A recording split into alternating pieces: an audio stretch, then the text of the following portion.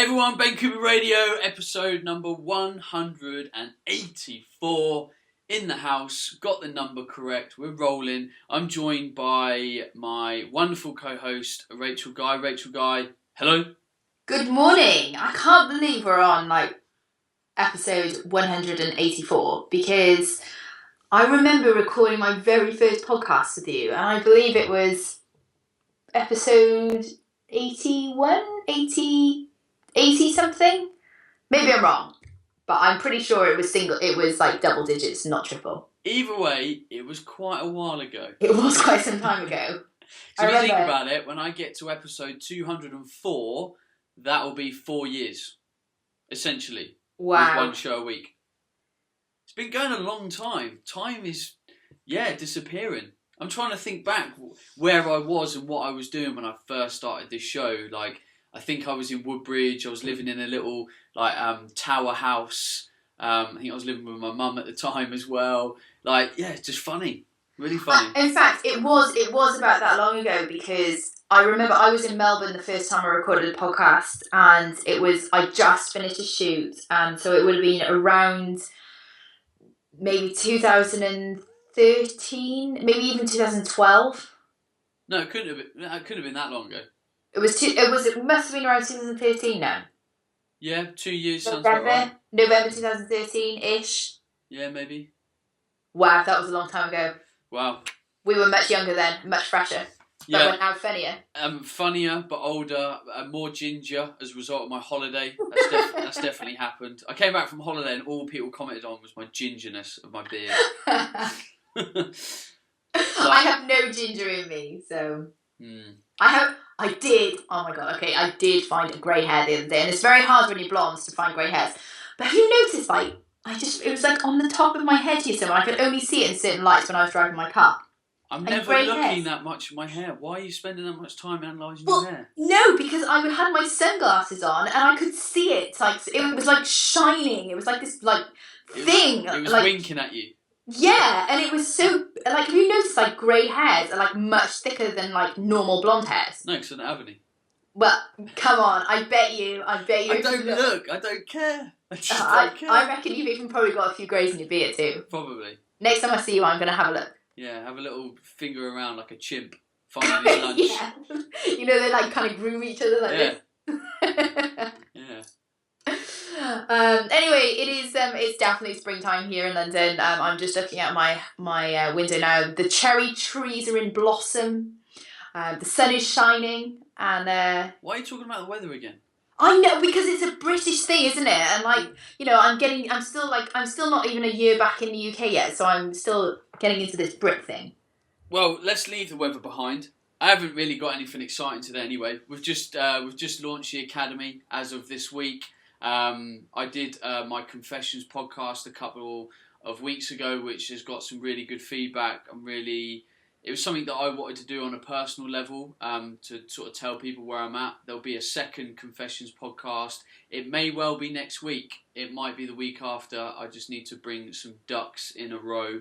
But apart from that, people keep asking me where they might be able to see me this year. If you go to...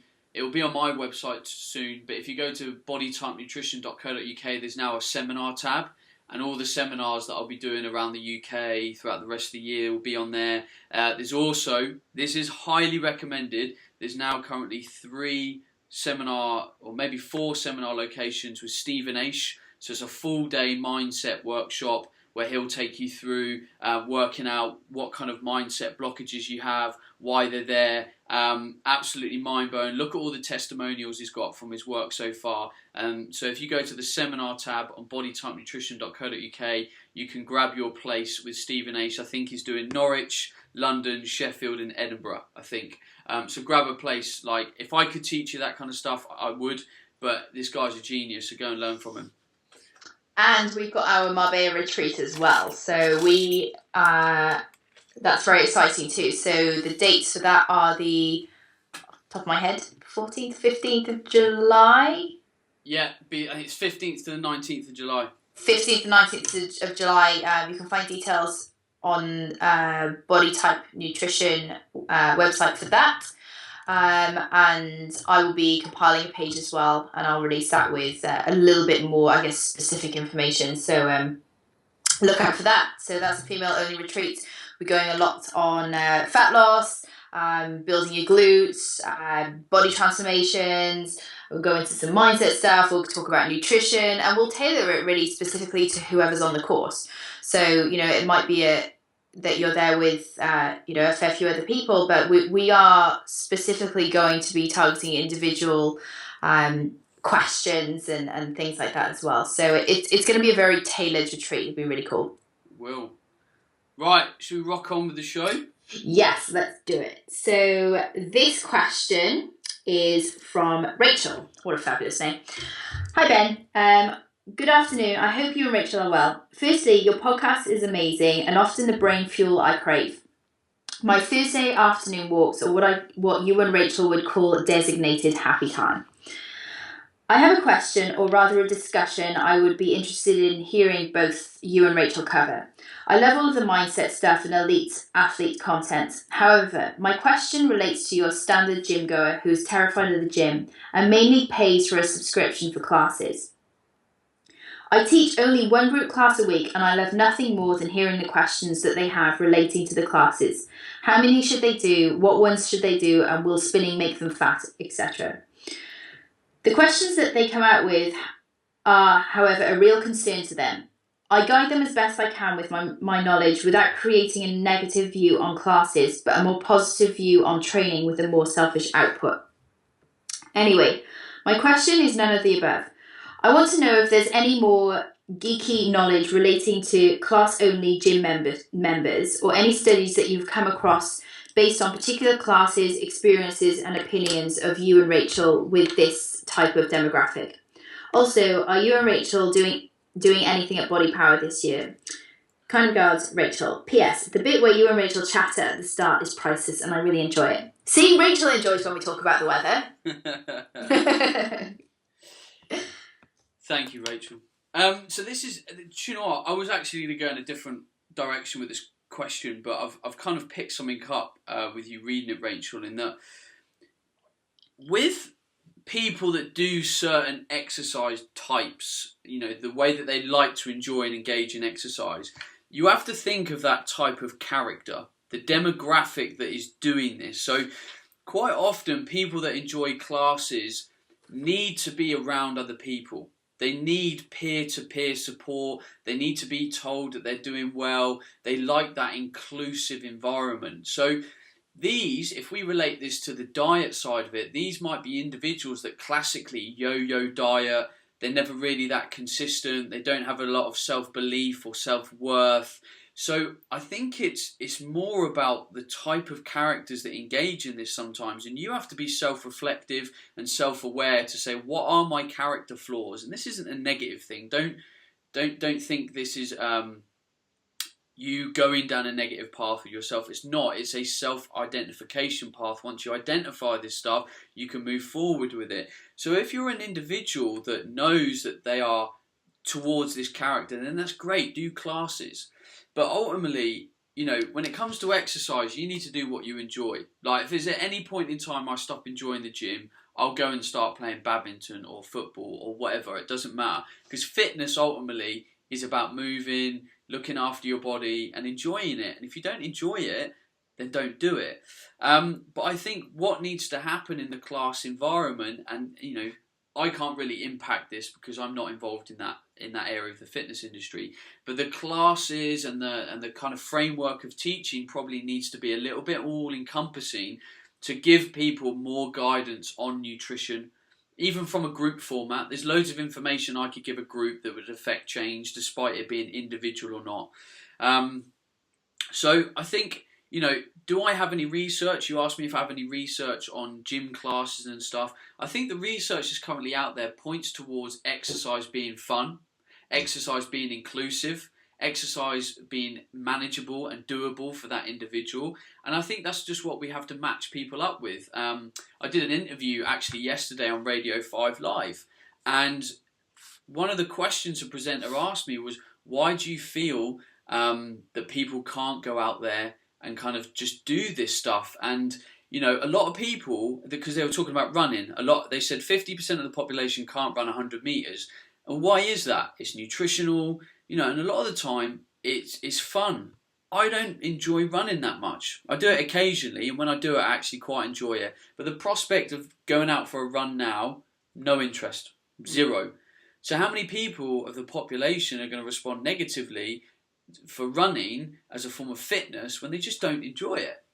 So enjoyment is a massive thing. We've got to feel buzzed about it. Like, I've got rugby training tonight and I'm excited. I'm excited to run around, condition, be with the boys, have fun and challenge myself. If that was running tonight, I wouldn't have the same excitement factor. And how's that going to play out in terms of my overall fitness? It's not. It's not going to be that positive, or not as positive as it could be.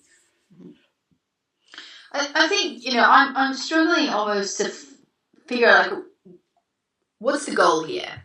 So, you know, Rachel's asked that, you know, is there any knowledge relating to gym-only classes? But what for? Like, for what purpose? Are we talking about fat loss here? Are we talking about health? Or are we what are we talking about? So I think we need to get clear on what the actual outcome is. And in terms of classes, you just touched on something earlier where you said that things need to be a little bit more inclusive. So if you have a gym, and I see this a lot actually with private studios, and this is why, like, you know, let's just take a big box gym who runs classes, and it might be body pump, spin classes, etc., where a member joins a club and then they can just attend classes, and they literally go just to exercise, sometimes obsessively. And then you have maybe a private studio or a private gym where generally that's a little bit more of a holistic package. So they might still be doing classes and actually, you know, fairly big group classes, but there's often a nutrition element in there as well as then the camaraderie and, you know, the inclusiveness that you get with other gym classes. So I do think that that's an element of it as well. I think a lot of women go to classes because they don't know what else to do. Yep. And I think that, like, let's just dive into why women actually do classes. Then the majority of it is fat loss, but they don't ever have a specific goal. Like, they just go because they know that that's what they need to do to lose weight. But a lot of it is done mindlessly and it's not done strategically. So even if we let's just take a big box gym and we take the available classes at that gym. Even if you had personal trainers in those gyms who can educate these ladies and maybe say to them, look, you don't need to do spinning every day to lose fat. You don't need to do body pump and boxing. It might be on Monday, you do your boxing class. On Tuesday, you go to yoga. On Wednesday, you might do body pump. On Thursday, you might do a spin class. And then on Friday, you do yoga again. So that's almost like periodizing group classes within a club. And so I think that they can be done better.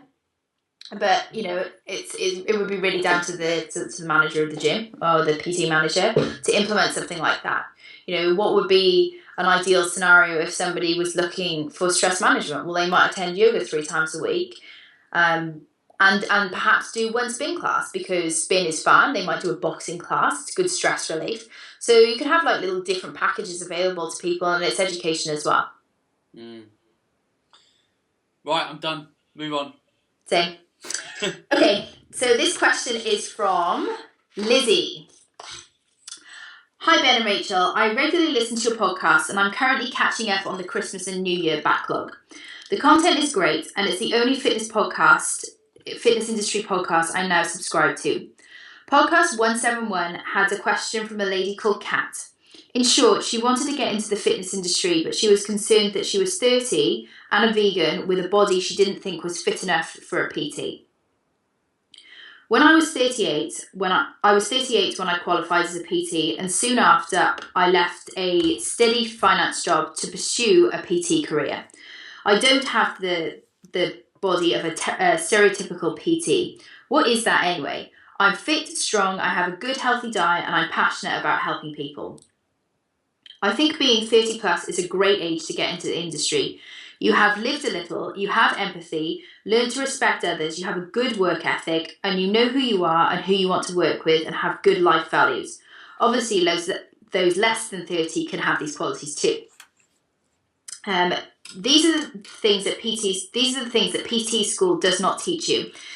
In the industry, there is a PT coach for everybody, and everyone is so different. Therefore, the industry needs different coaches.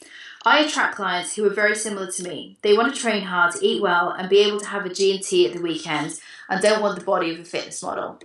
There is a massive gap in the market for somebody like Kat, somebody who is passionate about fitness, but also her lifestyle as a vegan, because that is her niche. My advice, Kat, do it or you'll regret it, and if you don't give it a go. I'm now 43, and although it's been hard work, I've built a nice little business with a fantastic client base. If you believe in and are passionate about what you do, what you're doing with if you're passionate with what you're doing, your clients will too, regardless of your age and body composition. Some of my clients refer to me as a superhero. I knew all of that dressing up as Wonder Woman would soon pay off. Keep educating, Ben and Rachel. Every day is a school day, Lizzie. Now, there's obviously no question in this, and I put it in because I thought the underlying theme here was absolutely priceless. So good. We've talked about like body perfection before on the podcast, how everyone points themselves to an ideal, like, you know, the men's health cover model, and if we can't see ourselves getting to that, then we almost stop. There's a roadblock. Like, that's the top of the mountain, seems really far away, so we don't even start walking up the mountain.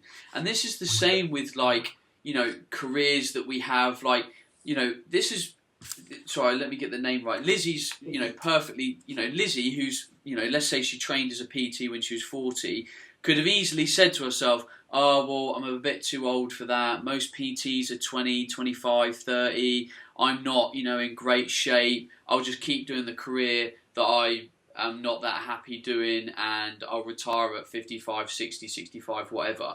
And for me, that's a really sad place to be in, that we look at perfect ideals, always compare ourselves to the ideal, and stop our life progression. And I want to relate this to something different. I know Rachel's a massive fan of this guy, and so am I. So Gary Vaynerchuk is a kind of an influencer, a kind of spokesperson in the world of kind of business and life progression. And he's similar to me in the fact that he'll use business as his gateway drug, but what he's trying to get across to you is live your best life. Lead an awesome life. Don't be held back by ideals, standards, anything like that. And he did a video where he talked about people getting into business or changing career late in life. I can't remember the age range, but he said, look, if you're 50, you've still probably got, and if you look after yourself, if you're 50, you've still got a good 20, maybe 30 years left of a good career. And careers shouldn't be something that you look forward to the end of. Like, I could not stop, I can't imagine myself stopping working. I might work a bit less. I might have a bit less beans in the tank as I get older and have to manage my stress and my time a bit more effectively. But I can't imagine myself stopping. And, you know, I think that everyone in their life will have 3, 4, 5, maybe even 6 careers. If you think how long it actually takes you to train in a career, like, you can go and get a 6-week course on being a PT. Now, I don't recommend that because I think that's a bit short and I think it takes longer to learn a trade. But you can learn a new trade in 3, 5, 6, maybe 12 months, and then have a good 5, 6, 7, 8 year crack at it. And then you might say, do you know what? I'm going to change careers again. Why not?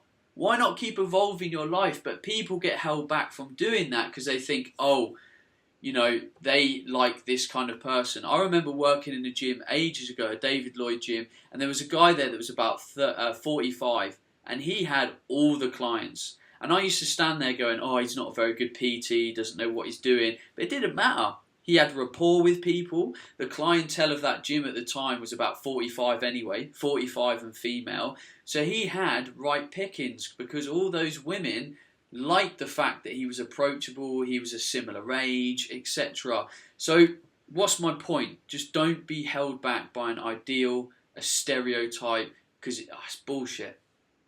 It's so true. And looking at someone like that, like, I don't train vegans and I don't work with vegans. It's not saying I don't work with vegans, but it's not my speciality. And in my opinion, for somebody to be a very healthy vegan, it takes a lot of work and it's a pretty specialised niche. It's something that I'm not passionate about. And I would love to have a trainer that I can refer to who does specialise in vegans.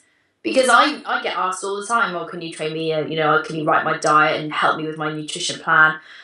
I'm a vegan, and I'm like, I don't want to do that. I want to work with meat eaters. Whereas I'd love to refer to somebody like Kat, who can work with vegans, and she's a specialist at what she does. And I completely agree with everything Lizzie said, and I think it's an awesome email. Hammers home the point. Indeed. Right, we're running through. Next one. Oh my god, we haven't answered this many questions in such a long time. Kate, this is a question from Katie. Dear Ben and Rachel, I've only recently discovered your podcast and they are so informative. Who knew driving to work would be so fun? I've got 2 questions first for you, but first of all, let me tell you a little bit about myself. I'm 20 years old and last year I decided enough was enough and I needed to lose weight. I'm 2.5 stone down and now working in a leisure centre with the aim of becoming a gym instructor. I train 5 days a week, lifting weights and cardio now and again when I can be asked. Okay, so to the first question. I don't think Ben will be able to relate to me in this department, but any help and advice would be great. I know most girls, when they lose weight, they lose it from their boobs and their bum. The best bits, apparently, but I'm the opposite. I'm a size 10 to a 12 and a size 34 double G chest. My posture is terrible for a 20-year-old, and I actually look like the Hunchback of Notre Dame. Since weightlifting, deadlifts have improved my posture, but it's just minimal. I can get really bad back pain, and it brings my self-confidence down. I lost weight. It did great. I should now feel confident enough to show off the body I've worked my arse off for, but I don't. They're just too big. I'm wondering if there are any exercises that I can do to decrease the size of them. A part of me feels like this is a really stupid question, but I'm at the point now where once I have children, I'm wanting to get a breast reduction. And for my second question, when it comes to working out in the gym, I feel pretty confident I know my stuff, but I struggle in the kitchen.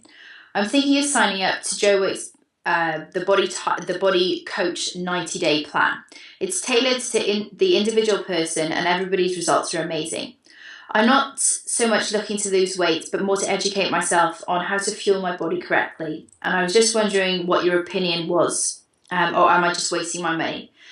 Keep up the awesome podcast, and thanks for all your help so far, Katie.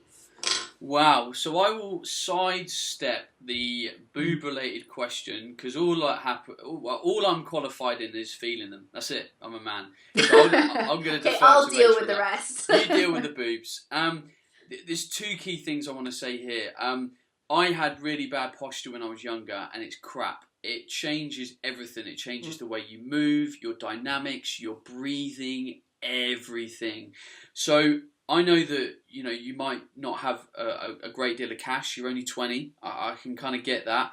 But I think at some point it has to be a priority for you to go and see an osteopath, for him to go and look at your posture, advise on some corrections, look to work to change that. And then you might look to actually train your body in a slightly better way to support your back because your boobs are big. That's going to put an anterior pressure on your body and you're going to need to support that from the posterior chain. So I really think you've got to invest in your posture, doing something like deadlift. So if a muscle in a joint doesn't have full range of movement, you can't force it through it. You can't force more range. There's only so far that will go. So you need to look at correcting and opening tissues, opening, the spine, and then you can start to move through that greater range of motion and improve your posture once you look at the short and tight muscles. So at some point, just try and invest in yourself with your posture because I think you'll get a lot of benefit out of it. Secondly, if you want to learn about nutrition, I would recommend going on a proper course and learning about nutrition rather than buying, Joe Wick's 90-day coach plan, whatever.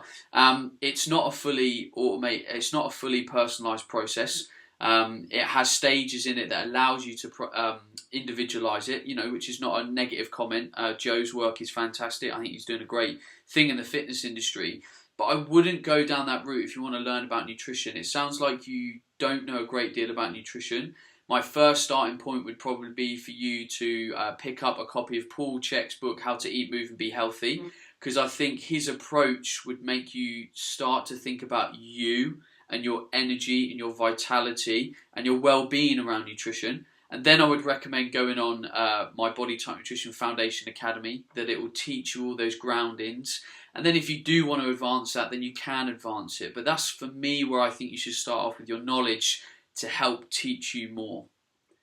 Rachel, over to you for boob talk. Sorry, I'm just making a couple of notes. Okay, right. I can start by talking about boobs, but it won't be very tasteful. Okay, let's not go there. Right, so boobs. Now, this goes out to all ladies, actually. The first thing that you've got to do is get a very well-fitted bra.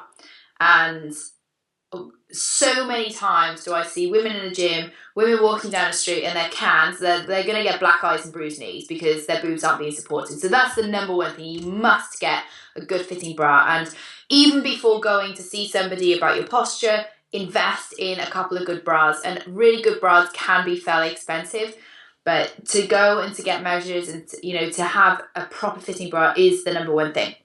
The second thing, as Ben said, yes, definitely looking at improving your posture. Now, one of the things that I will say, we'll talk about boob jobs and breast reductions as well here, but when we talk about weight training when you have large breasts, is sometimes it can exacerbate the problem. Now, let's just take the deadlift as an example. So the deadlift is a compound movement, but what you're trying to effectively do is strengthen your upper back. And I'm not saying the deadlift won't strengthen your upper back. Of course it will. But when you've got very big boobs and you're anterior dominant, the smaller muscles, let's just have a look at your lower traps and your rhomboids, for example, they are struggling when you're just standing upright. So how do you expect them to support your back in a loaded position? So in terms of training with boobs, the most important thing is that you're working your postural muscles and the important back muscles such as your lower traps and your rhomboids in a very isolated manner, first of all, so that you can actually use them to stand up and for posture. Then you can start integrating them into other heavy lifting. So deadlifts at the moment, if I looked at, sorry, who was this? Katie, if I looked at your posture at the moment, I would say that deadlifts may not be in your exercise repertoire, but I would have you doing a lot of single arm rows. I would have you doing lots of lower trap work. I would have you doing lots of rhomboid work. And a lot of, obviously, like glute work, hamstring work, and that sort of thing. So that would be the first thing. So the other thing, and this is in my experience of working with ladies with very, very big boobs, sometimes breast reduction is the best option. Now, breast reduction is a massive operation. It's much, much bigger than implants. With an implant, they just basically make a small incision, a small pocket, could be either under or over the muscle, and pop in an implant and pretty much job done. With breast reduction, it's a lot of moving around, pulling things out, repositioning, and there may, depending on what the breasts look like afterwards, there may be some implants put in there as well if you've lost a lot of weight and you've lost a lot of tissue from your breasts. So to manage this on a short-term basis, I would definitely look at getting to an osteo or, seeing a good trainer, somebody who can really help you engage your back muscles a lot better and to improve your posture. But if your chest is really that big, it may be that a breast reduction would be a sensible option. And that would be something for you to obviously discuss with your family, your significant other, and also get a surgical opinion as well. And more often than not, when you go to see a surgeon, you go to get an opinion, they will tell you if you're suitable for surgery or not. So those would be, I guess, my top things, and it's really hard to say anything specific without seeing Katie. I think there's some good help there, either way. Cool. Awesome. Last question. I think, yes, last question. So this question is from Lindsay. Hi Ben and Rachel, I hope this finds you well. I'm an avid listener of your podcast and I thoroughly enjoy your insight and education that you provide. Having been through the podcast several times. If this is a question that you have a ban on, I understand. I'm looking to cash in on a delayed birthday present and an early Christmas present from my husband for one of your coaches in the near future anyway. Also, it is a female-related question. Apologies to the lads. A bit of a background before I ask my question in the form of bullet points for simplicity. 31-year-old female, 5'7", 57 to 60 kilos, anorexic with orthorexia from the ages of 16 to 20, 8-week menstrual cycle up until the last year or two, where it's now anywhere from 8 to 14 weeks. Lactose intolerant, long-term IBS sufferer, food-related, stress-related, and connected to menstruation, I believe. Mother of 4-year-old twins and just recently given up a stressful business career in pursuit of new directions. Nutrition, 1,400 to 1,500 calories a day. Low, I know. 18 months ago, I was probably up around 2,200 calories, maintaining. However, no matter how much I decrease my consumption, I've not been able to I do not seem to decrease my weight unless I'm around 1,000 to 2,000 and pounding out the cardio via running and high intensity cardio training 6 times a week. Now, I hear the screams from the final point and I do hit myself, trust me, especially as this is my passion and I love nothing better than researching and training, so I should know better, but I'm clueless as to my own body. Or do I miss the signals? Possibly from questioning myself constantly, which leads me to confusion. My question is around my menstrual cycle. This is currently 8 to 14 weeks, the most being 14, of which 4 to 5 weeks prior to menstruation, I turn into what feels like being heavily pregnant 60-year-old woman. Severe bloating, water retention, headaches, weak joints, lower back pain. I pretty much like the back pain, pretty much like my back labour some 4 years ago. Food aversions, cravings, chronic fatigue, napping midday when I can, and so forth. So for somebody who has rarely missed a workout, even when heavily pregnant, when I'm in this state, I'm completely unable to do anything but walk. My cycle finished yesterday, and although in some pain and a rather bloated midsection, I was able to do 20 minutes of high-intensity cardio and 30 minutes of upper body weights this morning. I truly believe this is diet and lifestyle related, and I'm not sure how to fix myself anymore. And with a mum who has an underactive thyroid, arthritis of the spine, as well as fibromyalgia, I am reminded daily through her constant pain but great strength, how important it is for me to stop missing the signals and take action. Would you have any advice on where I can start? As mentioned above, if this is an all too familiar question, please could you give me the details of one of your coaches who you would believe could be of benefit. Many thanks for all that you both do. Your positivity and fun to get your message out really feeds through and brightens the dullest of days. Blessings to you both, Lindsay. Well, thank you, Lindsay. And I'm going to not answer your question because I don't think it's important. Mm. I know it's really important to you, but it's not important in the grand scheme of things. So I think you are of a character where you're kind of a classic type A personality. You said that you've left a successful business career. You're moving into new pastures. At the moment, you're probably focusing on just being a mum and being at home and stuff.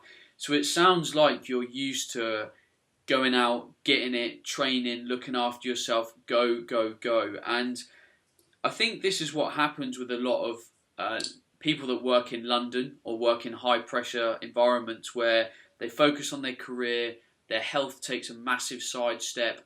Even though you think you're focusing on your health, you're focusing on all the wrong things because you're always working out and you're never working in. And I think I personally think you need about 6 months rehab. I think you've spent 20 years grilling your body and it hasn't fully had time to recover. You've openly said that, you basically trained right up until your pregnancy, you dropped the baby, you tried to get back in the gym as quickly as possible. And this is great, I commend this, I really do.